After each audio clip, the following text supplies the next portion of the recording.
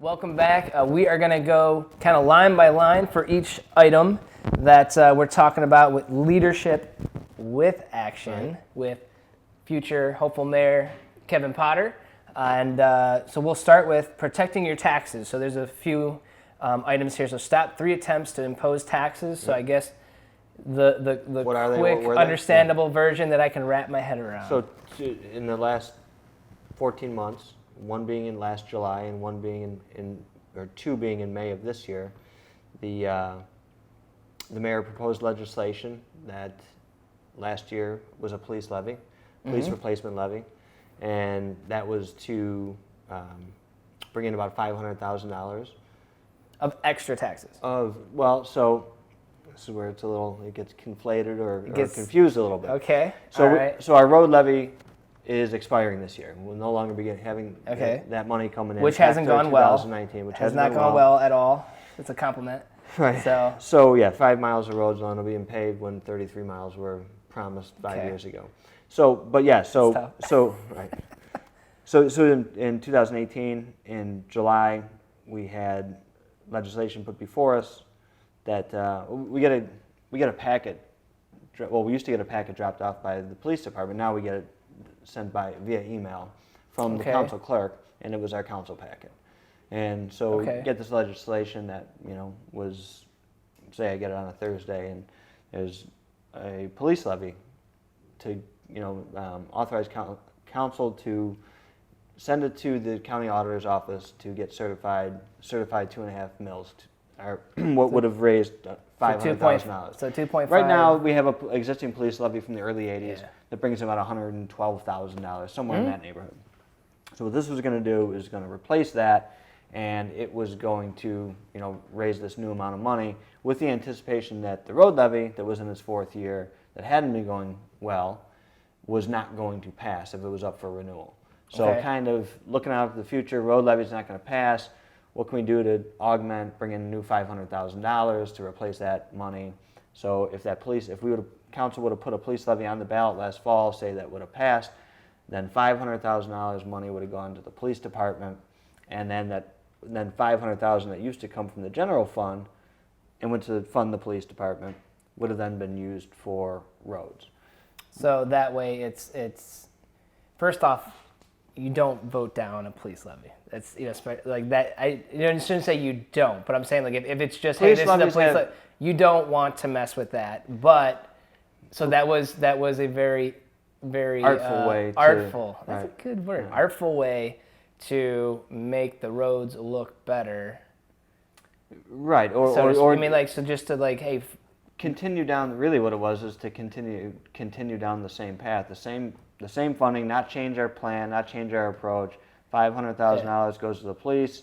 They used to come from the general fund. Keep it in the general fund, and keep paving our roads at the pace of. Have the residents pay for mistakes. Right. Say we're not going to change anything, but continue down this path. That's the definition of insanity, right? Like I've heard that before. Doing the same thing over and over again, expecting different results. Yes. That's perfectly put. So that first piece of legislation, we said, first of all, we've had no conversation leading up to this. Mm-hmm. We're not just going to rubber stamp this thing, put it on the ballot, because when you, as a council, in my opinion, if I'm going to vote for something, then I darn well be ready to go out and advocate for it, right? Correct. I'm saying it's the right thing for our community. You're literally, stamping your sealed approval on there. And that should come from the voter. It should come with an expectation that you've done your homework, you've had conversations, you've had thoughtful dialogue leading up to that vote, right? And this is the right thing for our taxpayers. So we didn't do that. We didn't have that conversation, and we said, well, this is just a road levy dressed up in a police uniform, and a handful of us, and we voted it down. And how was the feedback from residents on that? So like for me, like I understand, especially when you explain it, by a lot of people. So been good feedback so far. But then some people were told that, well, that old police levy is from 1981. How does anybody expect the police department to operate on $112,000 a year? Well, they don't. There wasn't going to be new money for the police. The police budget wasn't going up. It was just a different way to fund the roads. The roads. Right? It was that artful is a very good word. I mean, Yeah. it's strategic to magically. Sure, and I know a lot of other. I mean, I know that other cities have done that. If I was a police officer, I would, which I would never be because that's just not something that. Man, I'm the one hiding behind the police officer. Yeah, God bless, for sure. Thank you. Yeah, Thank exactly. you. Thank you. Because that's, but so, and I was to look at it, completely objectively, knowing that no new money was coming to my department. I would appreciate someone standing up and saying, you're using the good name of the Kirtland Police and the respect that we have in the community to fund an otherwise failed program, which was the roads. Yep. So we defeated that, never made it to the ballot as a result, and come this spring, in May, we had 2 more proposals put to us. Actually, this is kind of like breaking news. In a conversation I had with the mayor in March, and we won't call it a direct quote, but it was I'll get it close. I'm going to throw mud against the wall, See what sticks. and see what sticks with you guys this year, relative to new taxes or renewal in a road levy. And I don't think that's the best approach. No. I think You're not working together. To have a concerted effort leading up to any decision, to have had meaningful dialogue that speaks to, have we picked up on every efficiency we can? What is our current and future outlook, right? Where can we do better to save money? And we said as members of this council, a few of us said, listen, maybe $500,000 isn't even enough money. If we thought this out and did all of our homework and laid it all out there, maybe that wasn't even enough money. Yeah. And so, but not knowing what you don't know, right? Not having that context and that background, I wasn't willing to, again, back to what I said before, to go out and put, whether it was because this was a police levy, again, or a road levy, and it was a you pick 'em kind of thing. You pick one and put it on the ballot, and it was just kind of, what didn't we get about last year? So anyhow, both of those were defeated, and a big knock and charge against me, specifically as council president, was that, I rallied, first of all, that I'm micromanaging. First of all, that second of all, I'm an obstructionist. Thirdly, did it for political. You won't. Thirdly, you did it won't for let me political. play with my toys. Thirdly, did it for political reasons. In anticipation for Yeah. a mayoral run. Obstructionist. That's some that. But it really comes down to not having unemotional dialogue amongst independent thinkers, and we have a bunch of those on council. We have a bunch of those I believe in our department heads. But you need a leader to step out off the curb, be willing to have those hard conversations, be willing to sit down one-on-one sometimes, one with two, or in a council meeting, open meeting of council, and say, here's where we're at. I know that this road levy has been disastrous, in other words, right? Yeah. In so many words. But you're being truthful about the facts, and you're bringing a solution to you're not throwing mud and throwing money at something. Correct. You're and you said it perfectly well, doing the same thing over and over again and expecting different results.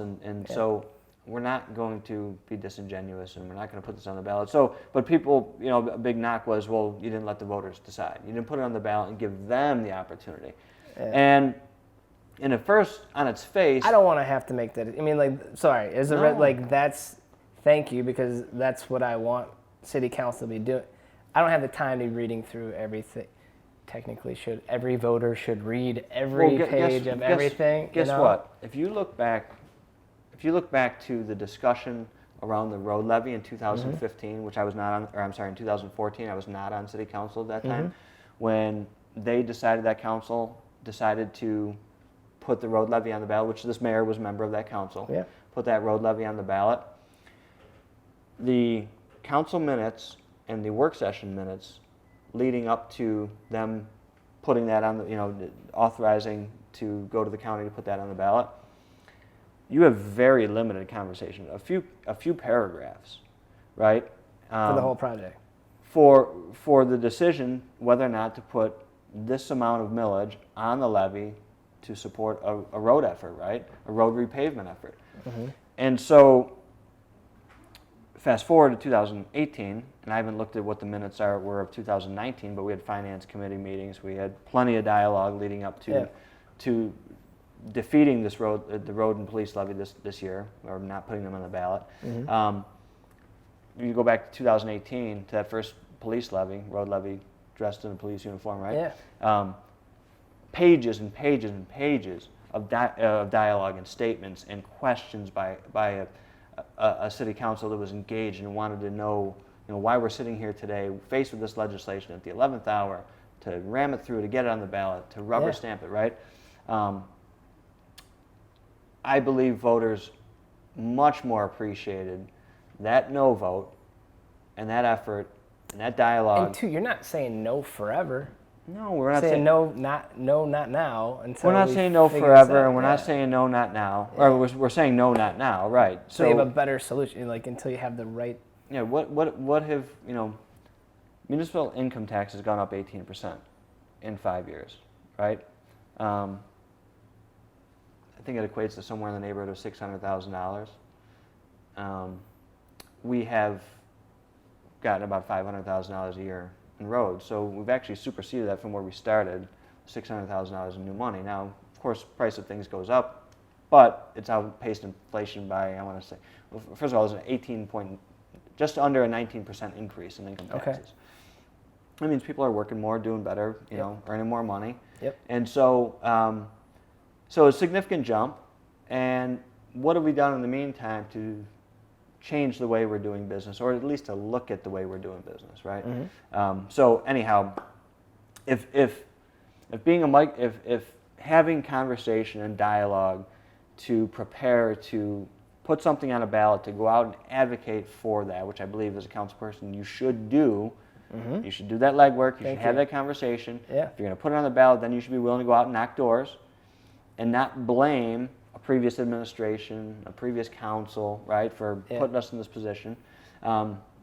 So if you're not able to do that, then you shouldn't, because if it's not the right thing, then you shouldn't put it on the ballot. You shouldn't put you in that position to have to say yes or no, because it's just a coin toss for me. I'm just guessing as to what is the right vote. Correct. And if it says police levy, you said it before. If it says police levy, there's a much better chance that that's going to... Yeah, I mean, that is, So anyhow, so if that's being a micromanager, guilty as charged. Yeah.